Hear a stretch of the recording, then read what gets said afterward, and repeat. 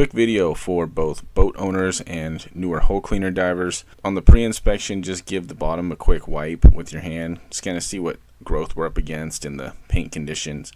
This bottom paint is about 5 years old, and the last hull cleaning was a couple years ago according to the owner. So just trying to get a feel for what we're up against.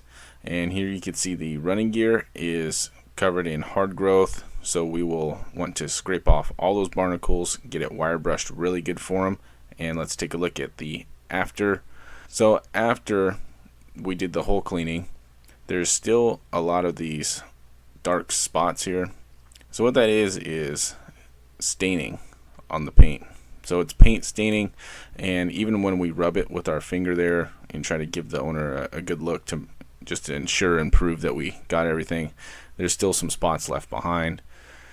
Looking at the running gear, we got all those barnacles and barnacle rings off. He actually had this prop painted with anti-fouling, which did a decent job because the barnacle rings came off pretty easily. Again, we can see lots of staining, which is typical for a vessel in this condition where the bottom paint's about 5 years old. I would say that this bottom paint's actually in really good shape considering its age. There's not a lot of paint thinning. There's not a lot of growth rooting into the hull, which is a very good sign.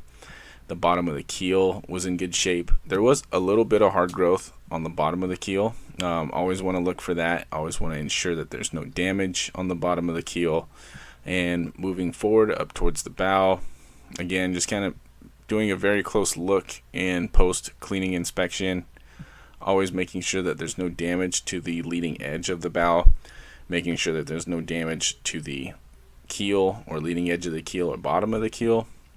And here's one test that we always like to do, is just give the paddle wheel a quick waft, and that's just ensuring that their speedometer inside is working and functioning properly how it should.